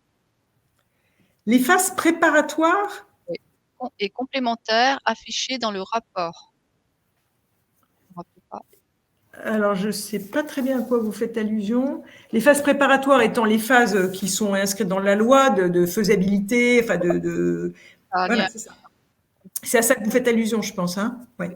Alors, cette phase, c'est pour ça que je vous ai dit au début que j'en parlerai pas, parce que ça a été très bien développé dans la conférence précédente.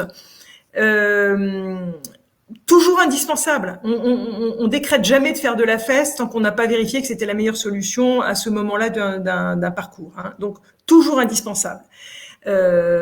Après ça, alors, si je me lâche et que je vous dis le fond de ma pensée, j'ai envie de dire qu'il ne faudrait pas en faire trop.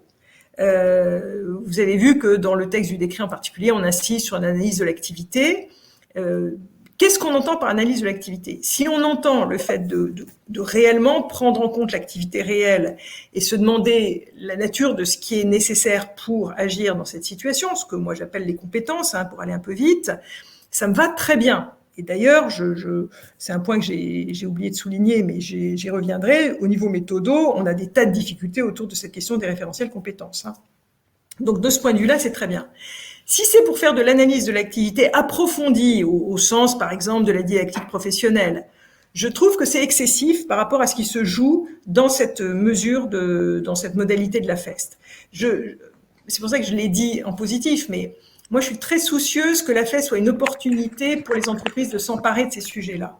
Et donc, je rêve, mais je peux me tromper, d'un monde dans lequel on puisse progressivement se passer des experts que nous sommes, hein, tous, voilà, et qu'on puisse aussi passer la main à l'entreprise le plus possible. Et que donc, on refasse pas des usines à gaz en amont, en aval, avant, dans les documents, les machins, enfin, qu'on refasse pas un truc compliqué avec la FEST, alors que l'idée, c'était au contraire de faire passer un message comme quoi des modèles pédagogiques plus simples peuvent être des choses dont s'emparent les entreprises. Donc, phase préparatoire, oui, il y a 2 ou 3 questions fondamentales. Je suis pas sûre qu'il faille y aller beaucoup plus loin. Ce qui n'est pas l'avis de tous mes collègues qui ne m'apprécient pas beaucoup sur ce point-là. D'accord. Justement, Sandra, c'est que bon, la personne qui avait posé la question donc, précise qu'effectivement, ce ne sont pas les phases, mais les séquences sur les schémas qui ne se situent pas en amont et en aval de la phase, mais entre le positionnement et les mises en situation, puis entre les séquences réflexives et l'évaluation. Mais je ne pense pas que ce soit dans mon rapport. Hein, ça, je pense que c'est dans un autre rapport, parce que justement, moi, j'allège beaucoup ces choses-là. D'accord. Très bien. Est-ce qu'il y a d'autres questions? Sinon, on peut peut-être donner la parole à Séverine Mignon. Alors, attendez, une dernière question. Donc, comment anticiper la mise en œuvre de la FAST comme une modalité pédagogique dans le cadre d'une action de formation où les apprenants vont chercher des stages en semi-autonomie et donc être accueillis par des structures qui n'ont pas forcément d'accompagnateurs formés à la FAST? Est-ce que c'est possible? Je sais pas. C'est une très bonne question. On a plein de cas comme ça où on se dit, bah, la fête, ce serait super, mais ça supposerait, alors là, pour le coup, d'aller voir l'entreprise, de lui expliquer ce que c'est, de trouver un accompagnateur pédagogique, de le former, etc., etc. Et c'est là où il y a quelqu'un dont j'ai pas du tout parlé pour le moment, qui est ce qu'on appelle dans certaines un pilote à FEST, un relais à FEST, un référent à FEST. Alors référent, le mot est hyper ambigu, donc je l'utilise moins. Et justement, ça va me permettre de passer la parole à Séverine, c'est que ça, au niveau des régions, il y a un vrai besoin. il y a un vrai besoin de dire, à un moment, il faut quand même qu'on arrive à avoir une vision un peu politique de comment on accompagne, comment on aide au développement, que ça parte pas dans tous les sens, quoi, hein, parce que chacun y va de sa petite interprétation de la feste, moi la première. Et donc, à un moment, oui, on a besoin de se référer à des acteurs comme ceux-là qui vont pas faire d'action de formation, c'est-à-dire ils vont pas être accompagnateurs pédagogiques, ils vont pas être à l'intérieur, mais ils vont communiquer, convaincre, organiser, vérifier qu'on fait pas n'importe quoi, former peut-être les accompagnateurs, les suivre. Enfin là, il y a un rôle. Moi, j'accompagne la région PACA, c'est évident, on a besoin de ça, quoi. On a besoin d'avoir des interlocuteurs de ce type-là. Séverine, vous allez peut-être me Oui, alors contredire. peut-être en complément, je partage totalement toute l'analyse que vous venez de faire et notamment les petits pas à pas. Parce que les discours sont pas toujours les mêmes et au niveau de la région Bourgogne-Franche-Comté, on est exactement sur cette logique-là. Ça veut dire quoi? Ça veut dire que on a en Bourgogne-Franche-Comté politiquement confirmé notre volonté de développer cette modalité pédagogique au même titre que d'ailleurs d'autres modalités pédagogiques. Si j'en prends une autre par hasard, hein, tout ce qui est numérique, par exemple, formation à distance. Voilà. Donc ça fait partie des nouveautés qui nous semblent extrêmement adaptées pour un public notamment en difficulté. Et là, je rejoins ce que vous dites sur un aspect qui est celui-là. C'est qu'effectivement, pour les demandeurs d'emploi, il me semble extrêmement compliqué, je vais y revenir, d'aller sur une AFEST complète. Je serai à chaque fois plutôt sur de l'AFEST, c'est-à-dire en fait des modules de formation qui se passent en situation de travail, sur des compétences très précises. Et donc, du coup, on a une mixité et d'innovation pédagogique qui permettent d'aller chercher ces publics très éloignés. Et ça, c'est intéressant. On va avoir un peu de distance, on va avoir un peu d'AFEST, on va avoir de la formation en face à face, on va avoir des groupes de travail en travaillant en commun, des travaux en autonomie, des classes réflexives, enfin voilà. Et donc, c'est l'ensemble de ça qui fait qu'à un moment donné, on arrive en fait à tenir et à fidéliser et à tenir des publics parfois même très éloignés de l'emploi. Et je confirme ce que vous disiez, si vous mettez la feste à un moment donné où la personne a déjà acquis toute une partie de compétences et il faut qu'elle essaye de acquérir une compétence, mais cette fois-ci en situation de travail, pour se rendre compte de ce que c'est extrêmement fort. C'est extrêmement fort.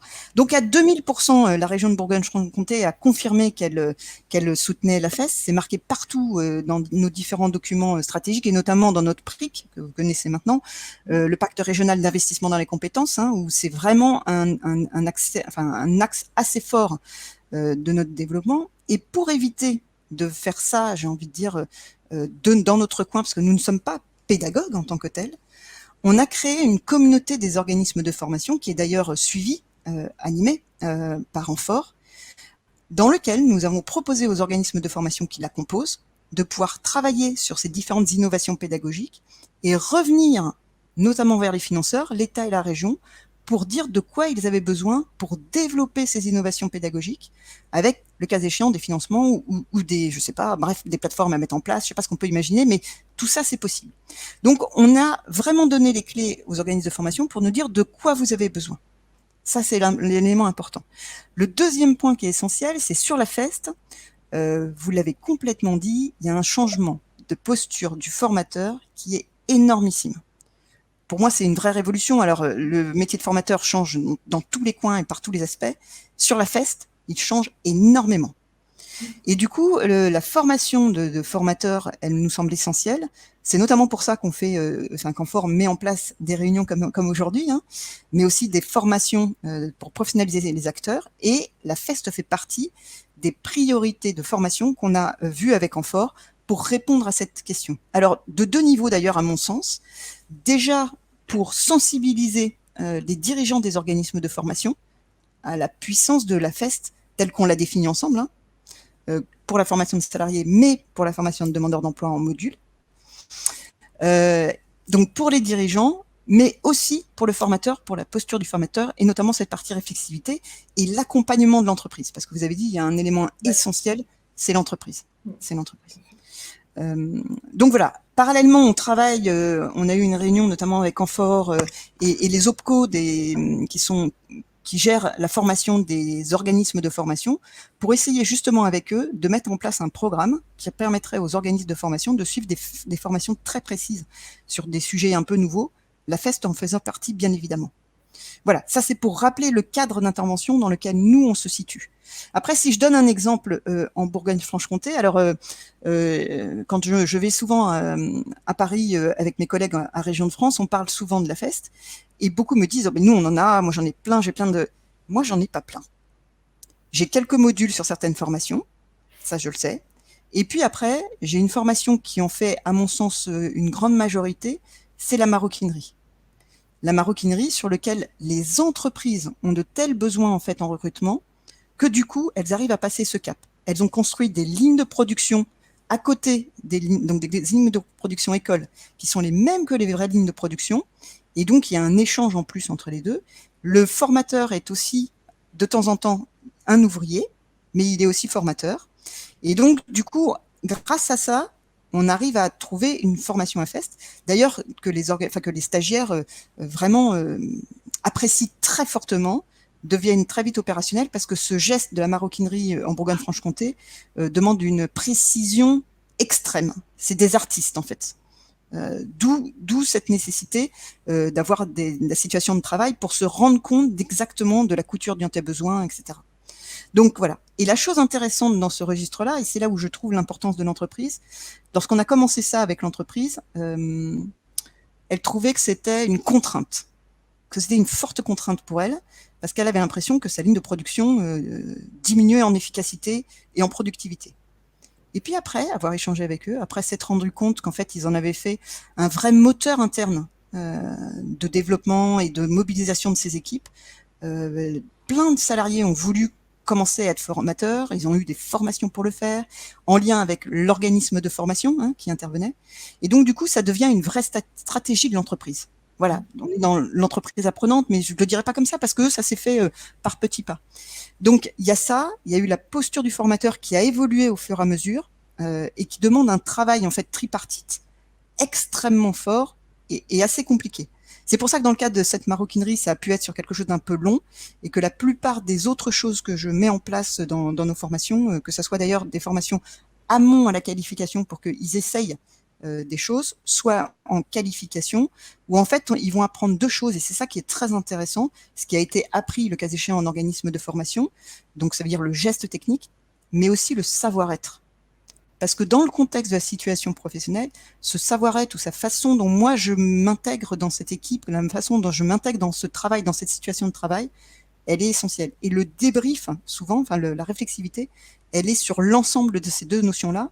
Et quand on est effectivement demandeur d'emploi, qu'on a commencé à faire une lourde formation, de pouvoir avoir ce retour de comment je me situe moi par rapport à la situation entreprise est hyper intéressante. Alors vous l'avez dit, la réflexivité elle n'est pas simple, mais comme de toute façon derrière il y a des heures de formation qui se poursuivent, ça peut être repris aussi en organisme de formation. Et là c'est très intéressant. Il y a du coup un aller-retour qui peut être très très intéressant. Voilà un petit peu ce que je voulais dire sur ce sujet. Peut-être sur les aspects de mise en pratique. Quand je disais qu'on en avait dans nos marchés, vous avez vu, j'ai utilisé le mot marché ou SIEG, peu importe la modalité d'achat. Mais ça veut dire que les propositions que nous font les organismes, on les incite à nous proposer des pédagogies innovantes. Alors vous l'avez vu, avec des mixités de pédagogie pour s'adapter au public. Et dans ce cadre-là, bien évidemment que les organismes de formation, et on le pousse, peuvent nous proposer de la FEST. Donc voilà. Et pour confirmer les éléments que je dis, c'est noté en tant que tel. Il y a un critère dans nos marchés publics qui permettent, et dans nos SIEG, qui permettent en fait de récompenser des organismes qui auraient fait des efforts en pédagogie. Et le critère du prix en lui-même, dans nos appels d'offres, est plutôt entre guillemets minime par rapport à d'autres, on est à 30% environ, aux alentours, ce qui permet de donner à 70% une note qui correspond plutôt à la pédagogie et la façon dont on a individualisé la formation. Et bien sûr la connaissance du territoire et du secteur. Voilà, alors j'ai peut-être pas été complète, peut-être qu'il y a d'autres questions, n'hésitez pas. Justement, j'ai deux questions. Donc, je vais commencer par la dernière parce qu'elle va être en lien avec ce que disait Sandra auparavant. Déjà, la question, c'est de savoir si tous les conseillers de Pôle emploi sont-ils formés, sensibilisés à la FEST aujourd'hui. Ça, c'est la question. Non. Pôle emploi, voilà. Ouais. Non, ils le sont pas. Et pour le coup, vous voyez, C'est là où je suis d'accord. On fera pas une formation à FEST en complet quand on est sur une formation qualifiante pour un demandeur d'emploi. Parce qu'il faut qu'il soit dans l'entreprise, qu'il connaisse le geste un peu et qu'il connaisse un peu de quoi il s'agit. Donc, du coup, le conseiller Pôle emploi sera pas sur le sujet de la pédagogie. C'est l'organisme de formation qui doit l'amener. Ça, c'est très important. Donc, ça veut dire qu'il y a une première connaissance des éléments. Par contre, dans le cas de la maroquinerie, c'est assez intéressant. Comme là, on est sur vraiment presque de la FEST à 80%, je dirais. Il y a un travail très, très fort qui est fait entre les conseillers Pôle emploi du secteur et l'organisme de formation avec une sélection des demandeurs d'emploi par des méthodes d'habilité, enfin peu importe, pour s'assurer de la technicité qu'ils peuvent avoir, des qualités qu'ils peuvent avoir et si ça peut correspondre ou pas. Et à partir de là, en fait, c'est très intéressant. Ils sont pas sur la situation de travail, on est d'accord, hein, mais ils utilisent un artifice pour essayer de s'approcher le plus possible du geste qui leur sera demandé en situation de travail. Donc il y a une très grosse partie amont de tests et de sélection des stagiaires. Alors en plus, on est sur, comme je le disais, des artisanats d'art, hein, donc c'est vraiment compliqué. Mais il y a une très très forte sélection et la sélection se fait avec l'organisme de formation en lien avec Pôle emploi et un suivi très très fort des stagiaires. Voilà, pour répondre à votre question. Très bien. Mais justement, il y avait une question sur comment ont été sélectionnés les demandeurs d'emploi. Donc, en fait, vous en avez fait la réponse, effectivement. Et Christine, si je peux être un tout petit peu plus longue que non, c'est en cours. Hein. C'est évident que il y a eu tellement d'autres sujets pour Pôle emploi ces derniers mois que tout n'a pas pu être fait comme il fallait. Mais d'abord, ça dépend des régions. Ensuite, ça dépend de plein de choses. Et de toute façon, ça va être fait. Hein. C'est pas fait partout. Voilà, c'est pas fait partout. Et il est clair qu'aujourd'hui, dans pas mal d'endroits parce que je vais beaucoup en province, dans des régions X ou Y, c'est très disparate. Hein. Et effectivement, je trouve que d'ailleurs toutes les questions de collaboration entre la région et Pôle emploi sont déterminantes pour faire avancer le schmilblick et voilà, il y a aussi des dynamiques locales qui sont différentes d'une région à l'autre. Alors, sachant que pour le coup, quand on disait non, je vous ai dit non, et en même temps, vous l'avez vu, hein, dès lors qu'il y a une formation à FEST qui se met en place sur un territoire, et nous on insiste beaucoup sur l'animation territoriale en local. Ça veut dire qu'il y a un lien obligatoire qui doit se faire entre l'organisme de formation et Pôle emploi, et donc le conseiller qui sera sur le territoire, lui, connaîtra la FEST. Quand je dis non dans ma réponse, ça veut dire qu'aujourd'hui, les conseillers, on en a entendu parler, ne savent pas exactement de quoi il s'agit. Et dès lors qu'il y a une formation qui se passe sur leur secteur, la connaissance de ça est extrêmement intéressante pour motiver la personne et pour expliquer comment elle fonctionne. Donc voilà, je suis pas du tout négative dans ce que je dis, au contraire. Voilà, mais comme aujourd'hui, on est plutôt sur des formations où il y a des modules ou des petits bouts qui sont en fait, et ben à la rigueur, j'ai envie de dire, ça devient comme une méthode pédagogique parmi d'autres méthodes pédagogiques. Voilà, c'est ça que je veux dire. Et donc en ce sens, il n'y a pas forcément besoin de préparer au début le stagiaire, sachant qu'en plus les formations elles sont toutes individualisées. Imaginez que au moment du diagnostic qui est fait avec le stagiaire, on s'aperçoit que c'est pas fait pour lui parce que il appréhende trop, il est trop vulnérable, il a trop peur de cette réflexivité. L'organisme de formation pourra adapter sa formation et ne pas faire ce module. Voilà. Donc en ce sens, quand on est sur des modules, l'organisme de formation a la responsabilité d'informer, de motiver la personne pour le faire. Voilà. Et pour aller dans le sens de Séverine, moi j'ai jamais vu dans n'importe quelle région, même s'il y avait peu d'informations, des conseillers Pôle emploi qui ne se saisissent pas de la fesse quand tout d'un coup, là il y a une opportunité, on va y aller. Il n'y a aucun problème. Je veux dire, culturellement, ça leur parle et ils voient très bien comment mettre ça quelque part dans un dispositif qui est à eux, la POI. Voilà. Alors notamment, vous l'avez dit, sur tous ces dispositifs-là où derrière il y a une entreprise qui recrute, notamment voilà. Là on est typiquement sur le genre de choses que Pôle emploi peut faire tout de suite, comprend tout à fait que c'est en lien avec le métier de l'entreprise et il n'y a pas de difficulté. En Bourgogne-Franche-Comté aussi on fait beaucoup d'informations collectives pour que un peu comme d'autres régions, mais chez nous c'est très très développé avec un lien très très étroit à chaque fois entre l'organisme de formation et Pôle emploi. Donc, avec des infocalls qui peuvent se faire et qui, d'ailleurs, on insiste beaucoup, l'organisme de formation doit être sur place. Et donc, c'est la notion des deux qui est importante et l'organisme peut à ce moment-là présenter cette méthode pédagogique, Pôle emploi écoutant du coup ce qui se passe aussi. Donc voilà, je crois beaucoup à cette animation territoriale, notamment quand la question se pose sur un lieu. Exactement. Et là, ça va vite. Alors, j'ai une autre question, c'est existe-t-il une liste ou une plateforme d'employeurs ayant du personnel formé en région? Donc, je pense que c'est... Alors, je suppose que la question, c'est des personnels dans l'entreprise qui sont formés à la FEST. C'est ça la question, je Oui, je suppose. pense que c'est ça, Hein, oui. voilà. Personnel formé à la FEST. Alors, elle n'existe pas encore cette plateforme. Sachez qu'on est en train d'y travailler. On a une priorité au niveau de la Bourgogne-Franche-Comté là, qui va être mise en place très très très prochainement et concrètement. On a tout un plan d'action qu'on est en train de mener sur comment on peut rapprocher les entreprises de la formation de demandeurs d'emploi pour aller chercher les personnes les plus vulnérables. À l'intérieur de ça, on a plusieurs questions très fortes pour nous. Les stages, bien évidemment. Comment on peut s'impliquer en tant que pour accueil de stage et notamment la FEST en fait partie aussi. Donc voilà, c'est tout à fait une action qu'on est en train d'envisager et de mettre en place. Mais c'est pas encore fait. D'accord, très bien. Alors bon, pour l'instant, il n'y a pas d'autres questions. Ah si, j'en avais une. Donc, les informations collectives sont-elles faites à distance? Est-il possible d'y assister? Alors là, c'est une très bonne question. Est-ce que j'ai le droit de dire avant, après Covid, avant, après confinement Non, non, je plaisante. Les informations collectives, normalement, se passent bien sûr en présentiel. Normalement, hein, puisqu'en fait l'intérêt c'est de pouvoir avoir un lien direct. Parfois même il peut y avoir des entreprises qui viennent. Dans le BTP par exemple, on fait venir la RIC ou des employeurs pour expliquer quel est le métier. Hein. Donc voilà. À ce stade et aujourd'hui, compte tenu de la distanciation et des règles sanitaires, beaucoup se font à distance. Bon, voilà. Donc avec la complexité de la distance, mais voilà. Normalement c'est du présentiel, mais ça peut se faire à distance en ce moment.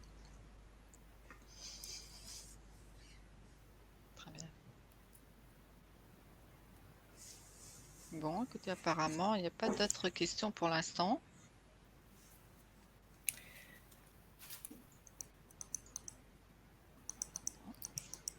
Donc, en tout cas, c'est vraiment très, très intéressant ce que vous venez d'apporter comme information, donc toutes les deux, parce que je pense que ça permet donc à certaines personnes, hein, donc qui avaient donc première idée de la feste, on va dire sur la feste traditionnelle, mais de voir aussi, les points de vigilance à avoir, justement dans la conception et tout au long de la feste. Que ce soit avec des demandeurs d'emploi ou bien avec des salariés, mais surtout c'est de bien rappeler effectivement ces différents points de vigilance. Le rythme aussi à entreprendre parce que, bon, quand on est lancé dans la feste, on a envie de faire bien et j'imagine que bon, autant l'employeur que l'organisme de formation veut faire bien et que bon, on se retrouve aussi avec un apprenant qui lui a peut-être besoin d'un peu plus de temps à certains moments et d'autres à aller plus vite. Donc c'est vrai que de réguler un peu tout ça demande, bon, d'accorder un peu les violons et en fait, on voit bien qu'à travers ce dispositif, ça demande aussi, un dialogue assez important, à la fois avec, la hiérarchie, à la fois avec, l'organisme de formation, l'accompagnateur, l'apprenant, donc vraiment, un espèce de consensus à avoir et il faut que ce maillon puisse bien se prendre dès le départ pour que ça soit, donc dans la réussite. Donc ça, c'est important à bien prendre ça en compte, voilà. Pour rebondir sur ce que vous disiez, Christine, effectivement, moi je trouve que dans les points de vigilance, le temps passé à communiquer, en tout cas aujourd'hui, parce que tout le monde ne sait pas tout, parce que voilà, c'est encore quand même quelque chose de nouveau. Il faut y aller, quoi. Il faut y aller, il faut expliquer, il faut réexpliquer, il faut entendre, il faut aller au-delà de on le fait déjà, ah mais ça on connaît. Voilà. Et c'est pour ça que j'ai évoqué tout à l'heure ce rôle de ce qu'on appelle le pilote, le relais, bon, quel que soit le terme, AFEST qui justement va pouvoir prendre ce temps d'aller dans les entreprises, expliquer que parce que c'est vrai que aujourd'hui Pôle emploi le fait pas forcément, y compris les conseillers entreprises, parce qu'ils sont pas forcément dans le détail de toutes les mesures, toutes les modalités. Et il y a un vrai rôle à tenir autour de ça. Et si on veut que la FES se développe bien et devienne pas un sous-machin qui prend des formes bizarres, voilà, je trouve qu'il y a vraiment un vrai boulot de communication et de conviction, hein, et d'expliquer que c'est pas pareil. Oui. Ça, c'est un point. Et je voulais aussi revenir peut-être rapidement sur 2 autres points. C'est cette notion d'individualisation. C'est ça qui est génial. Hein, c'est absolument génial parce que effectivement, on va coller à ce qui fait que ça coince pour quelqu'un. On va être sur la difficulté qu'il n'arrivait pas à dépasser et dont il avait d'ailleurs pas forcément conscience. Et en même temps, c'est très exigeant parce que ça veut dire que vous allez jamais faire tout à fait la même chose et que cette attention au fait qu'un tel il bloque plutôt là-dessus que là-dessus, c'est une vraie disponibilité, y compris psychologique de l'accompagnateur. Hein, c'est pas un robot c'est même pas un formateur qui parle devant un groupe de 12 personnes, puis bon, là-dedans, il y en aura bien 6 qui en tireront profit. On peut plus s'échapper là. On est vraiment dans du cousu humain du processus d'apprentissage. Et ça aussi, c'est exigeant. Enfin, il faut pas le sous-estimer par rapport à des gens qui adorent leur boulot de formateur, mais ce qu'ils adorent, c'est transmettre à un groupe. Là, c'est pas du tout la même chose. On n'est pas mis en valeur, on n'est pas celui qui sait tout, on n'est pas celui qui explique, on est voilà, à la limite on la boucle et on pose des questions intelligentes pour que l'autre, petit à petit, à son rythme à lui, apprenne. C'est pas du tout pareil, hein. C'est les ressorts, si vous voulez, qui fait qu'on aime ce métier-là, sont pas les mêmes. Hein. Et le dernier point peut-être que je voulais souligner aussi, c'est on n'arrête pas de parler de compétences. Mais on a un gros problème en France de référentiel de compétences. C'est-à-dire que ce qui existe aujourd'hui dans la plupart des entreprises, c'est souvent des listes d'activités plus ou moins aménagées, plus ou moins macro, plus ou moins micro. Enfin voilà, c'est assez hétérogène. On est beaucoup sur des listes de savoir-faire, on est rarement sur des listes de compétences.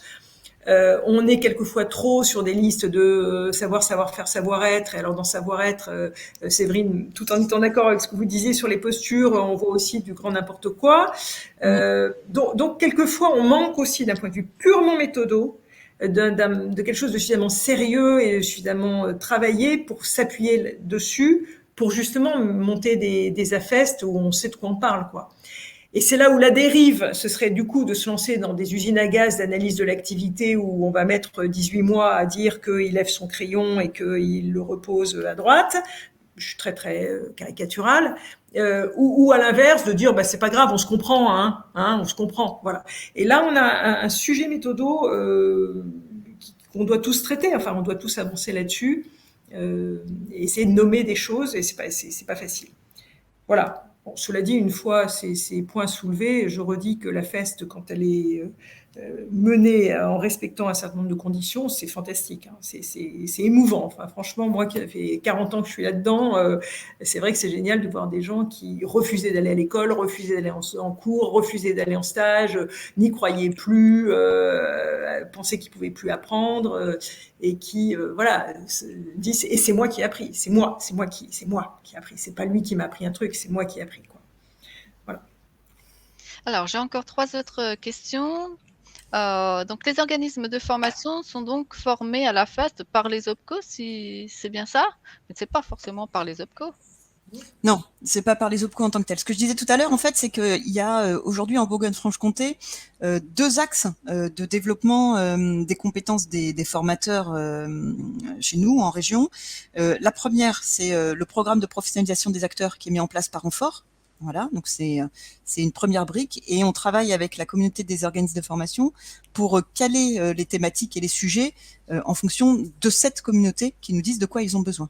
Et le deuxième sujet, ça c'est une négociation qu'on est en train de mener aujourd'hui avec les OPCO des secteurs des organismes de formation pour permettre à ces OPCO de financer des choses un peu innovantes pour les formateurs. Justement, donc c'est pas encore mis en place, mais la FEST bien sûr fait partie de la priorité qu'on avait en tête. Tout à fait. Alors, autre question, c'est quels sont les critères d'éligibilité pour prétendre à la FEST, hormis demandeur d'emploi?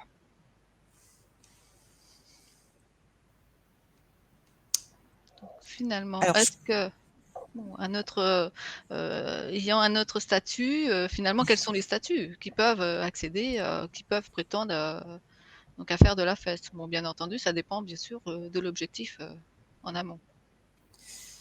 a priori, de tout ce qu'on a dit depuis le début, il n'y a pas de choses qui sont fermées, Non.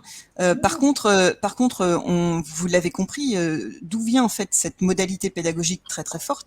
Elle vient quand même de la formation de salariés au départ, si je prends le statut. Donc, bien évidemment que, et c'est ce qu'on voyait tout à l'heure, c'est extrêmement adapté pour la formation de salariés d'une entreprise. C'est, à mon sens, Sandra, je ne sais pas si Oui, vous au confirmez. départ, c'est pour ça qu'on l'a testé, qu'on l'a expérimenté il y a plus de 10 ans. Hein. C'était avec, oui, tout à fait, même plutôt des grands groupes. Hein. Voilà. Oui. Après, ça s'est développé aussi en apprentissage, de façon très importante dans certains lieux. Ils ont développé cette méthode en apprentissage, puisqu'en fait, contrairement aux demandeurs d'emploi, en apprentissage, vous avez quand même des tuteurs qui sont vraiment nommés. Vous connaissez les entreprises, les CFA ont un lien très étroit, et certains organismes ont du coup pu mettre de la FEST dans les contrats d'apprentissage. Ouais, Là, vous avec avez de un contrat de l'ambiguïté. Hein. travail, ouais, avec difficulté. Et Et puis on avec est des arrivé ambiguïtés. Et on est arrivé aux demandeurs d'emploi. Donc, il n'y a pas de critères, hein, à mon sens, d'éligibilité. On est plutôt sur le projet des uns et des autres. Alors, non seulement il n'y a pas de critères, mais effectivement, c'est une modalité inscrite dans la loi. Donc, à partir de là, on est bon. Il y a un certain nombre de contraintes comme la traçabilité, des choses comme ça. Mais pour en avoir discuté plusieurs fois au niveau national, effectivement, la grande question, c'est est-ce qu'on crée ou pas dans les titres un titre formateur à FEST. Je pense que vous avez tous remarqué qu'il y avait certains cabinets qui s'étaient emparés du sujet avec rapidité et voilà, c'est quand même un business aussi, hein, la FEST. Il ne faut pas non plus se cacher derrière son petit doigt. Aujourd'hui, c'est pas une obligation du tout, hein, il faut le redire. Néanmoins, moi, je pense que dans les 2-3 ans qui viennent, on ira quand même vers quelque chose qui officialisera, mais justement au niveau national et pas comme quelque chose qui appartiendrait à tel cabinet ou à tel autre, parce que ça, il n'y a quand même pas de raison. Voilà. Donc, aujourd'hui, il n'y a pas de condition, si vous voulez. Simplement, il faut dire et redire qu'on ne se transforme pas du jour au lendemain en accompagnateur pédagogique quand on a été formateur. Ça relève pour moi de la déontologie du métier, de la déontologie des acteurs de la formation. Et voilà, mais il n'y a pas de raison de mettre des barrières partout par rapport à ça. Et puis donc j'ai une dernière question, c'est hormis la connaissance du métier, quelles sont les qualités fondamentales d'un accompagnateur pédagogique, en particulier lorsqu'il est extérieur à l'entreprise?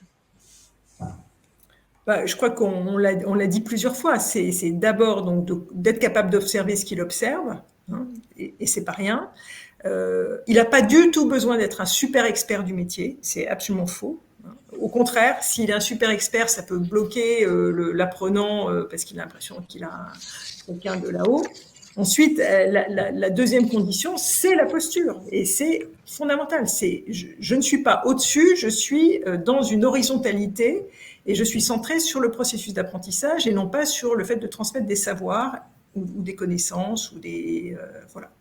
Donc ça, c'est vraiment le cœur d'être capable de mener cet entretien. Après ça, en outre, il faut qu'il soit capable de dialoguer avec la hiérarchie, d'être suffisamment crédible pour dire, il faut du volontariat, il faut pour s'assurer de tout ça. Mais il n'y a pas pour moi d'autres conditions. Voilà, sachant que la deuxième condition, avoir été formé, est absolument pour moi un incontournable. Toute personne qui vous dit « moi j'aime former parce que j'aime transmettre ce que je sais à des petits jeunes », vous dites a priori il ne va pas être bien dans la FEST. Vous voyez ce que je veux dire? Voilà. Toute personne qui vous dit moi j'adore voir quelqu'un apprendre et si je peux aider à ça, même si je dis rien et que je fais en sorte qu'il apprenne et je suis heureux parce que je vois bien que il est dans une posture qui est déjà proche de la FEST. Alors, peut-être, moi, par contre, j'ai une question, c'est est-ce que vous pensez que la FAST est plus appropriée lorsque on est sur des métiers artisanaux plutôt que sur des métiers plus ou moins généralistes? Parce que je fais référence notamment à la maroquinerie, donc ça veut dire que là, il y a quand même un effet de précision, mais voilà. le critère, c'est qu'il faut que ce soit observable. D'accord ? C'est-à-dire que, voilà. Donc, les métiers artisanaux, à 90%, c'est génial, parce qu'effectivement, il y a la question de la maîtrise du geste. Et pas que d'un geste, d'ailleurs, souvent. Il ne faut pas réduire l'artisanat au fait que c'est un enchaînement de choses. Donc ça, c'est génial. Mais y compris dans des métiers où il y a des dimensions comportementales, on peut faire des trucs fantastiques avec la feste. Mais il faut que ce soit observable. C'est ce que je disais tout à l'heure. Si c'est le truc qui se passe une fois par an, parce qu'il y a un contexte non, on ne va pas y arriver. Il faut pouvoir dire, mardi à 15h, je viens t'observer faire ça. On a travaillé là, depuis en particulier le confinement, sur tout ce qui était à distance. Alors, pour moi, c'est antinomique avec la feste, sauf quand on est dans le cas de métiers où effectivement ça se passe sur l'ordi et du coup on peut le capter, si vous voulez, au travers de la manière de travailler sur un ordinateur. Mais ça fait quand même pas beaucoup de métiers.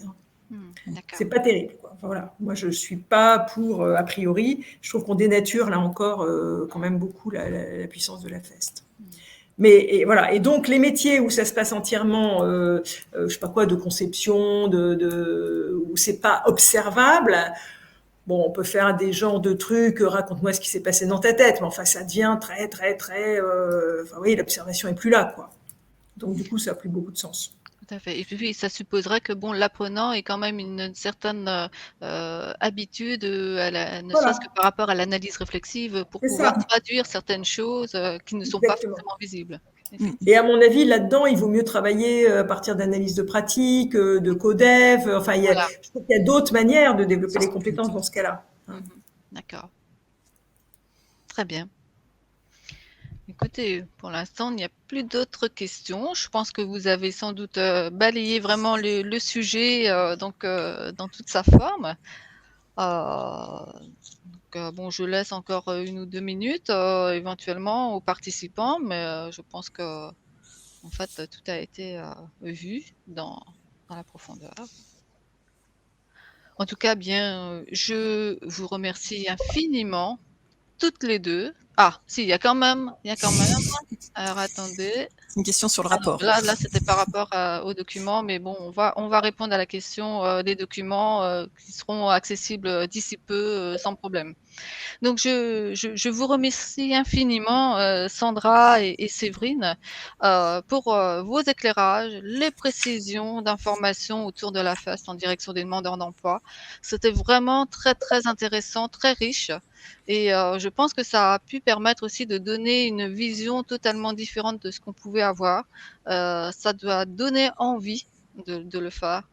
Et effectivement, quoi, on a aussi tout un travail à faire auprès des organismes de formation, parce que bon, effectivement, même nous en fort, et puis la région, et puis donc tout acteur de la formation à s'engager effectivement autour de tout ça.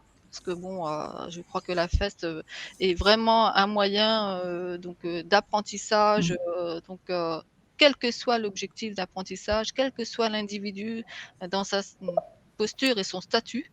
Parce que du coup, ça me fait penser aussi aux primo-arrivants qui pourra aussi bénéficier de ce genre d'activité. C'est à partir du moment où il y a la maîtrise du langage, en tout cas de la langue française, ça pourrait totalement être intéressant et très enrichissant aussi. Donc, merci beaucoup aussi à tous les participants. Pour avoir posé toutes les questions et surtout d'être toujours présent dans les interventions qu'Amphore essaie de proposer. On essaie d'être au plus proche des besoins du terrain et donc et on essaie toujours d'être à l'écoute des besoins des formateurs, des organismes de formation, en fait de tous les acteurs pour ça. Et encore merci une fois. Merci encore vraiment, vraiment beaucoup à votre intervention, Sandra, parce que je pense que on n'a pas souvent l'occasion d'entendre des personnes qui ont une expertise comme la vôtre. C'est très gentil. En tout cas, j'étais ravie d'être avec vous. Merci Séverine de m'avoir éclairé aussi sur toutes les. Et puis, j'espère que la fête se développera bien, mais je crois que c'est bien parti quand même. Oui, merci beaucoup. Bonne soirée. Au revoir. Merci à vous. Merci Christine. Bonne fin de journée là. Merci. Au revoir.